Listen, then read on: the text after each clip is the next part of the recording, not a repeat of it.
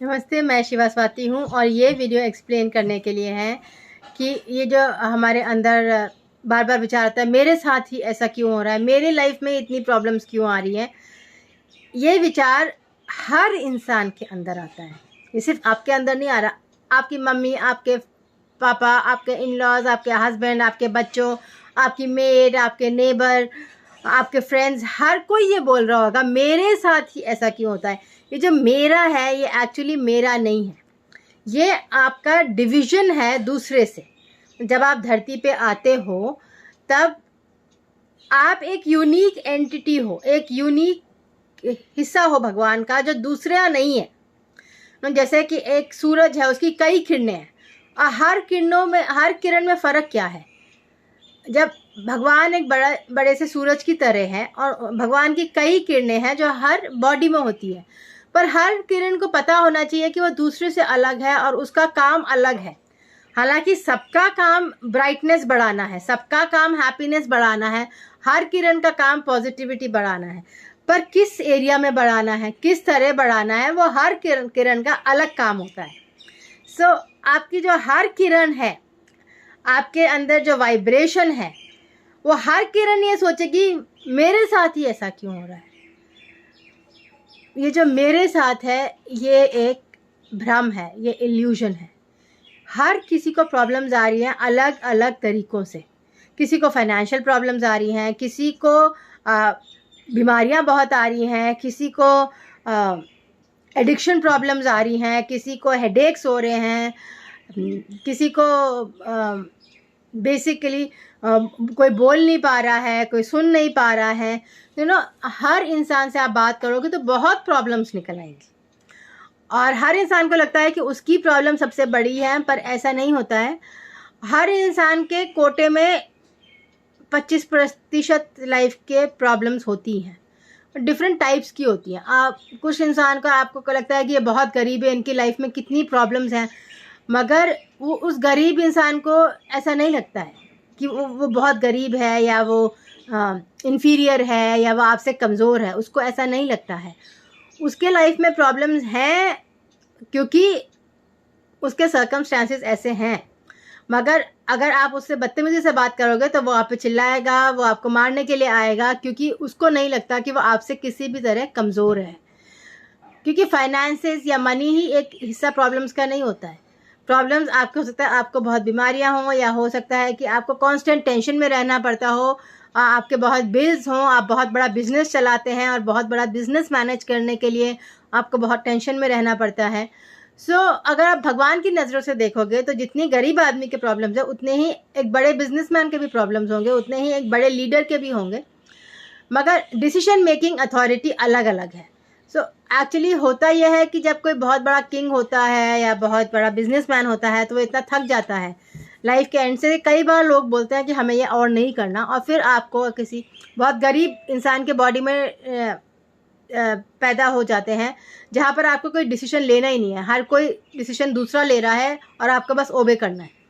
तो फिर एक लाइफ टाइम वैसे गुजरती है, और फिर अगर उस लाइफ में आप एम्पावर्ड हो गए और फिर से आपके अंदर पावर आया तो फिर से आप बिजनेसमैन या लीडर बन सकते हैं। मगर उस लाइफ में अगर आप और नेगेटिव हो गए तो कई लाइफ्स लग जाती हैं वापस लीडरशिप रोल में आने के लिए। स्लोली हर लाइफ के साथ आप ज़्यादा एम्पावर्ड फील करते हो। मगर जब आप भगवान की रेल में जाते हो, जब आप भगवान के पास जाते हो मरने के बाद, सब लोग नहीं जाते हैं, कई लोग हॉरिजॉन्टल बर्थ्स कर लेते हैं, जैसे एक बॉडी में मर गए कहीं और पैदा हो गए, या एक बॉडी में मर गए तो अपने ही किसी रिलेटिव के अंदर चले गए, वो उसके साथ मर गए, फिर किसी और में चले गए। कई लोग हॉरिजॉन्टली स्प्लिट हो जाते हैं। कई लोगों के पैरेलल लाइफ्स होते हैं, सबके ही पैरेलल लाइफ्स होते हैं, जहाँ आप ही किसी और बॉडी में होते हो। तो कहीं पर आप एक्ट्रेस हो, कहीं पर आप टीचर हो, कहीं पर आप डॉक्टर हो, कहीं पर आप होम मेकर हो। आप ही अलग अलग रोल्स में हो, और डेथ जब होती है तो आप इनमें से भी किसी बॉडी में जा सकते हो जो आपका ही बॉडी है, मगर डिफरेंट सिचुएशन में है। फ्रीक्वेंसी मैचिंग के हिसाब से डेथ के बाद स्पिरिट दूसरे बॉडी में चला जाता है, और हर स्पिरिट भगवान के पास नहीं पहुंचता है। जब हम रिग्रेशन सेशंस करते हैं तब हम कोशिश करते हैं कि हर स्पिरिट भगवान से कनेक्ट हो, जो एक डिफ़िकल्ट प्रोसेस है बिकॉज उनकी फ्रीक्वेंसी मैच नहीं करती है। और फिर रिग्रेशन में हम सोल हीलिंग करके फ्रीक्वेंसी मैच करवाते हैं, और कई बार सेशंस के बाद स्पिरिट्स वापस आते हैं। जैसे मैं थेरेपिस्ट हूँ तो उनको बार बार भेजना पड़ता है क्योंकि उनकी फ्रीक्वेंसी मैच नहीं करती है, बार बार वो फॉल करते हैं, तो बार बार भेजना पड़ता है, बार बार लाइट से कनेक्ट करना पड़ता है। और फाइनली जब उनका खुद का बॉडी लाइट से कनेक्ट करता है, जब उनका खुद का माइंड का बिलीफ पड़ता है, तब जाके वो लाइट से कनेक्ट हो पाते हैं, जो काफ़ी साल लग जाते हैं। कई महीने सेशंस के बाद, एक पास्ट लाइफ सेशन के बाद कई महीने लग जाते हैं आपको सेशन इंटीग्रेट करने में, क्योंकि आपको भगवान से कनेक्ट किया जाता है जब आपका स्पिरिट रिलीज़ करते हैं पास्ट लाइफ के बाद। और वो कॉन्शियसनेस अंडरस्टैंड करने में कई महीने लग जाते हैं।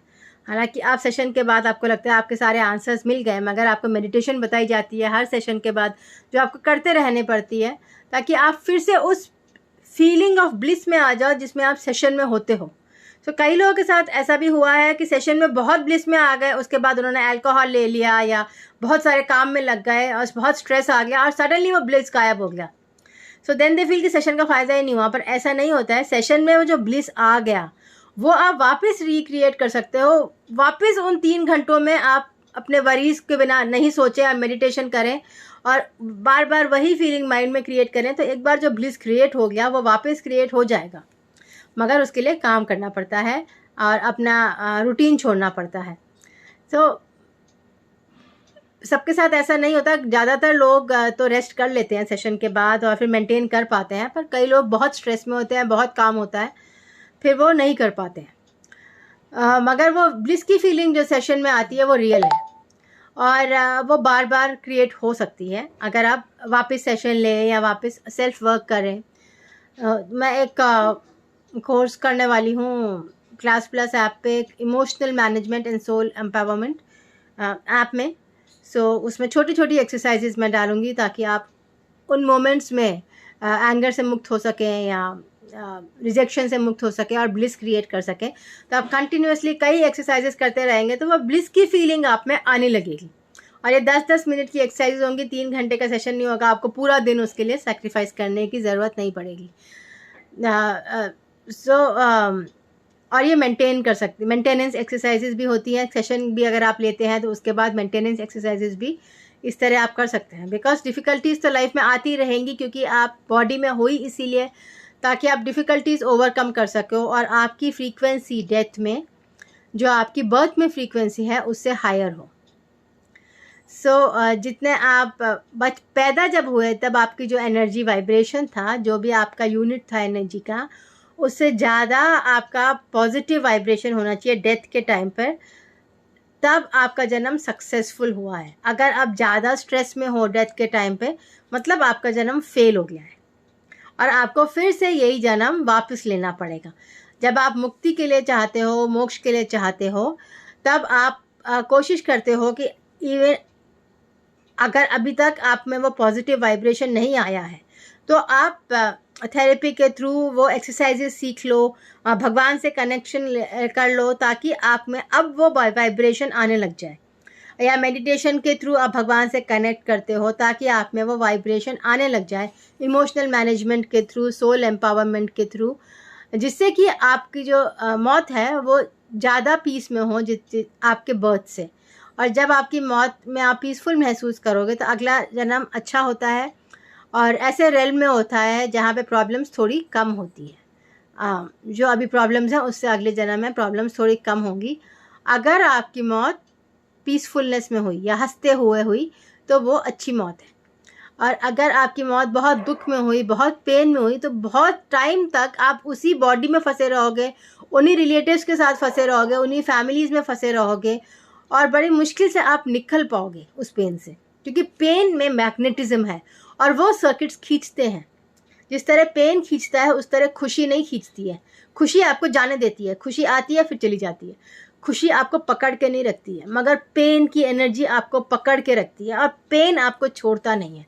तो पेन छोड़ने के लिए अंदर से कोशिश करनी पड़ती है कि आप पेन से निकल पाओ। इवन मौत के बाद ये चलता रहता है और आपको पेन से निकलने की कोशिश करते रहने पड़ती है।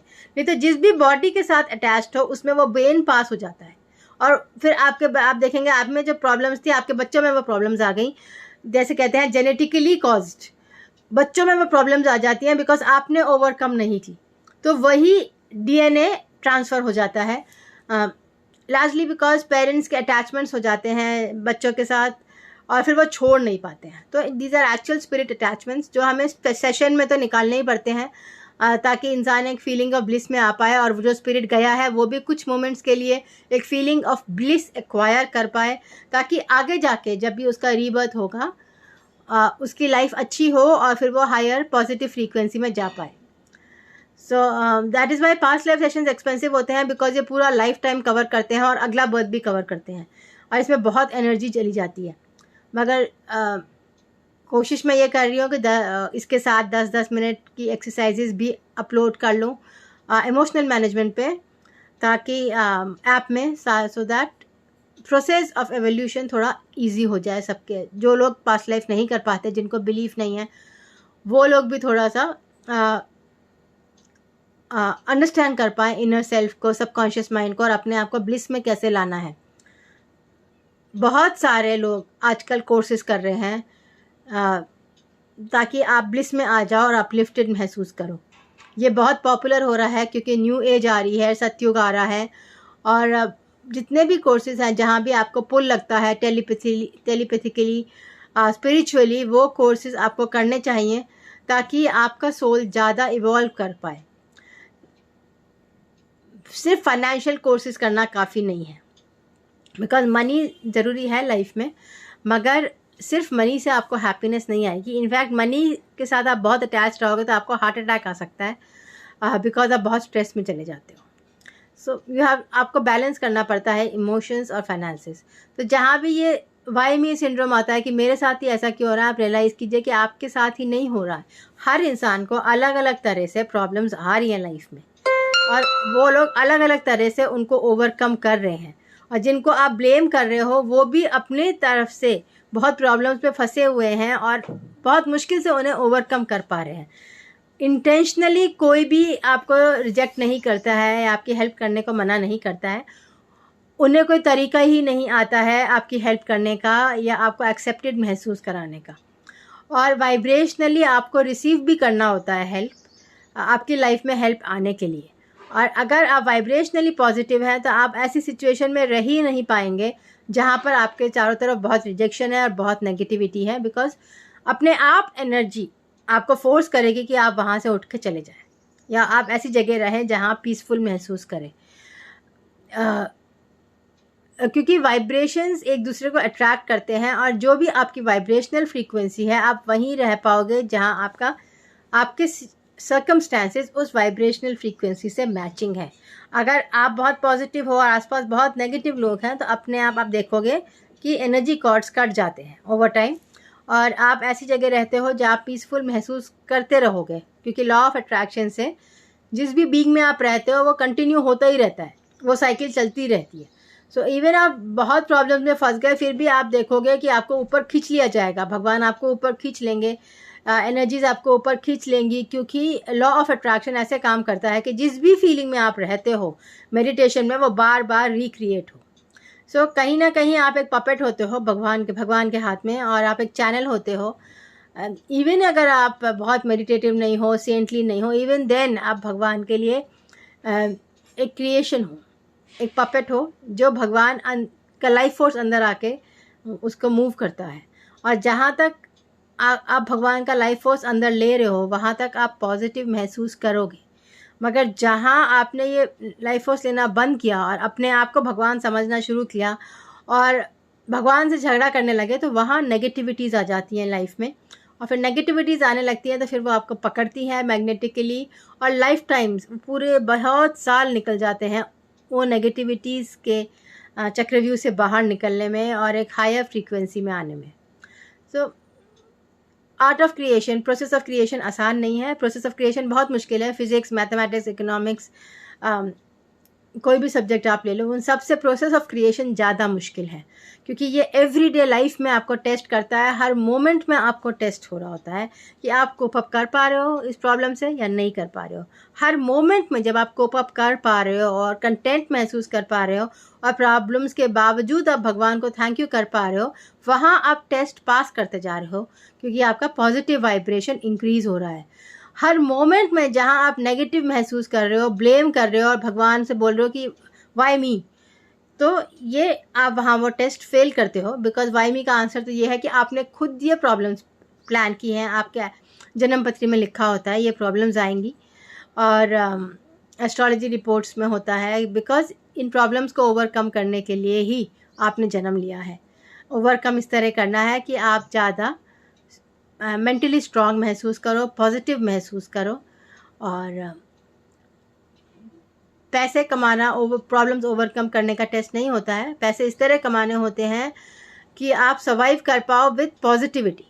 इस तरह नहीं कि आप बहुत स्ट्रेस में आ जाओ, बहुत नेगेटिव हो, चिल्ला रहे हो, चीख रहे हो, गुस्सा कर रहे हो कि पैसे क्यों नहीं आ रहे, बढ़ क्यों नहीं आ रहे हैं, तो उसमें फिर आप फेल हो रहे हो। जहाँ आप पॉजिटिव महसूस कर रहे हो वहीं आप पास हो रहे हो। सो ये बहुत क्रिटिकल बैलेंस है, और ये क्रिटिकल बैलेंस मेंटेन करने पर ही आपको मोक्ष या सैल्वेशन मिल पाता है, जब आपकी मौत पॉजिटिविटी में या डिटैचमेंट में हो पाती है, जहाँ आप पीसफुल महसूस करो। मौत के टाइम पे इवन आप पॉजिटिव ना भी महसूस कर पाओ, अगर आप पीसफुल भी महसूस कर पाओ तो आपको मोक्ष मिल जाता है। उसके बाद निर्वाणा मिलने के लिए, एनलाइटनमेंट मिलने के लिए फिर आपको हायर रेल्म्स में पॉजिटिविटी क्रिएट करनी पड़ती है विथ मेंटेनिंग पीस। मतलब पॉजिटिविटी आप इस तरह क्रिएट करोगे, लार्जली आप पीस मेंटेन करके रखोगे और उसके ऊपर आगे बढ़ोगे। ऐसा कोई भी काम नहीं करोगे जहाँ से आप नेगेटिव हो जाओ। इवन अगर आपको पार्टी में जाना है, अपने दोस्तों से मिलना है, मगर बहुत वहाँ अल्कोहल पार्टी है, आपको पता है अगले दिन आप नेगेटिव हो जाओगे, तो आप वहाँ नहीं जा पाओगे, बिकॉज आपकी एनर्जी अलाउ ही नहीं करेगी कि आप नेगेटिविटी में फॉल करो। ये एनलाइटनमेंट के टेस्ट्स होते हैं जो अपने आप में बहुत डिफ़िकल्ट है। जो आप सोचोगे कि अगर आप एनलाइटनमेंट होगा आप हर चीज़ को कंट्रोल कर पाओगे, ऐसा नहीं होता है। आप हर चीज़ से अपने आप को मोल्ड कर लेते हो, तो आपको लगता है कि आप विक्टिम नहीं हो, मगर ऐसा नहीं होता कि आप हर चीज़ को कंट्रोल कर रहे हो। आप अपनी लाइफ को ही बहुत स्ट्रिक्टली कंट्रोल में रखते हो ताकि आप गिरो ही नहीं। It's more like that. और आप देखोगे कि जो भी सेंट्स वगैरह हैं, जो बहुत पावरफुल सेंट्स हैं, वो एनर्जीज़ को कंट्रोल तो करते हैं, पर अपनी लाइफ पे उनका बहुत कंट्रोल नहीं होता है, क्योंकि वो बीमार पड़ जाते हैं या टेंशन में आ जाते हैं या गुस्सा करते हैं या रिवेंजफुल हो जाते हैं। जो तांत्रिक और लोगों को पकड़ते हैं और उनका इस्तेमाल करते हैं, वो बहुत रिवेंजफुल, बहुत गुस्से वाले होते हैं। सो फिर जो भी आपका जो एसेंशन होता है, सोल एसेंशन, वो पूरा नेगेटिव में चला जाता है, और फिर आपको ज़ीरो लेवल पे आना पड़ता है वापस अगले जन्म में, और फिर से पॉजिटिव एसेंशन करना पड़ता है, ताकि अगले जन्म में आप लोगों की हेल्प करो, उन्हें ट्रैप नहीं करो, उन्हें पकड़ो नहीं, मगर उनको रिलीज़ करो, लाइट में रिलीज़ करो। तब जाके आपका माइंड आपके कंट्रोल में आता है और एनर्जीज आपके कंट्रोल में रहती है। जब भी आप पॉजिटिविटी देते हो तो कुछ ना कुछ आपके अंदर कम होता है, और वो पॉजिटिविटी आपको फिर से रिक्रिएट करनी पड़ती है, ताकि पॉजिटिविटी हायर रहे और नेगेटिविटी लोअर रहे। तभी आप क्रिएटर की हेल्प कर पाते हो। जहाँ आपकी नेगेटिविटी हायर हो गई, वहाँ आप शैतान की हेल्प करते हो, जो इररिस्पॉन्सिबल है। शैतान बाय डेफिनेशन इररिस्पॉन्सिबल है, जो कोई भी रिस्पॉन्सिबिलिटी नहीं ले पाता और परेशानी क्रिएट करता है अपनी लाइफ में, दूसरों की लाइफ में। सो अगर आप शैतान डेविल के ओबे करोगे तो आपको कहीं ना कहीं से परेशानियाँ आती रहेंगी, रिवेंजफुल फीलिंग्स आती रहेंगी, बिकॉज आप रिस्पॉन्सिबिलिटी ले ही नहीं रहे हो। और इसीलिए कोशिश ये रहती है कि आप, भगवान की कोशिश ये रहती है कि शैतान का इफेक्ट मिनिमाइज्ड हो, ताकि आप रिस्पॉन्सिबिलिटी ले पाओ और भगवान आपको जेन्युइनली हेल्प कर पाए रिस्पॉन्सिबिलिटी निभाने में। अगर आप शैतान की तरह रहोगे तो आप मिट्टी के महल बनाते रहोगे और तोड़ते रहोगे, उससे कहीं भी सुकून नहीं आएगा, और सुकून ही आपका टेस्ट है। ऊपर जाते के मरने के बाद अगर आप सुकून में हुए तो अच्छी लाइफ हो मिलेगी, अगली लाइफ, और आप या फिर आप भगवान के रेंज में रह पाओगे। तो बेसिक टेस्ट ऑफ लाइफ है सुकून। पैसा उसका एक हिस्सा है, पैसा ज़रूरी है सुकून के लिए, बट एक लेवल तक ज़रूरी है। उसके बाद सुकून अपने आप में टेक ओवर करेगा, और पैसा आपकी लाइफ में बहुत भी आ जाए फिर भी डिफ़िकल्टीज आते ही रहेंगे, आपको लगता ही रहेगा पैसा कम है, क्योंकि आपका टेस्ट सुकून है, पैसा नहीं है। तो ये कॉन्सेप्ट्स मैं सिंपली एक्सप्लेन करूँगी। ऐसा लग रहा है सिंपल है, पर ये सिंपल नहीं है। मेरे बुक्स में एक्सप्लेन्ड है, और इमोशनल मैनेजमेंट ऐप में भी मैं एक्सप्लेन करूँगी ये कॉन्सेप्ट्स, छोटी छोटी एक्सरसाइजेस से 10-10 मिनट के, ताकि इंटीग्रेट हो पाए एवरीडे लाइफ में। बिकॉज भगवान प्रीच तो बहुत सेंचुरी से कर रहे हैं, पर इंटीग्रेट नहीं हो पाया है। और अब हमारा अटेम्प्ट है as a part of God कि इंटीग्रेट हो पाए ये ऐप। इसलिए इतने स्पिरिचुअल कोर्सेज, इतना स्पिरिचुअलिटी पे इतना फोकस दिया जा रहा है, ताकि इंटीग्रेशन आए ह्यूमैनिटी में of what God wants. And God wants every human being to be positive through difficulties. हर डिफ़िकल्टी के थ्रू, मुश्किलों के बीच में आप खुश रह पाओ और उन मुश्किलों से अपने आप को काट पाओ, ताकि धीरे धीरे उस मुश्किल की एनर्जी के फील्ड से आप बाहर निकलो। फिर दूसरी मुश्किल आएगी, जैसे आप सेकंड क्लास की मुश्किल से बाहर निकले, थर्ड क्लास में फिर से मुश्किल आएगी, सेकंड ग्रेड से थर्ड ग्रेड में, फिर आप थर्ड ग्रेड को क्रॉस करोगे, फोर्थ ग्रेड में फिर आएगी। धीरे धीरे एक लेवल ऑफ बैलेंस आ जाएगा, जहाँ आपका ज़्यादा फोकस आपके स्पेशलाइजेशन पे रहेगा और मुश्किल पे कम रहेगा। आप मिट्टी से कम खेलोगे, अल्कोहल से कम खेलोगे, ड्रग्स में नहीं जाओगे अपने आप, क्योंकि आप एक हायर लेवल, 5th रेल्म के ऊपर आ गए हो। और आपको पता है कि अगर आपने इंडल्ज किया तो आप बहुत नीचे गिरोगे। तो फन का कॉन्सेप्ट ही बदल जाता है। Relaxation, inner bliss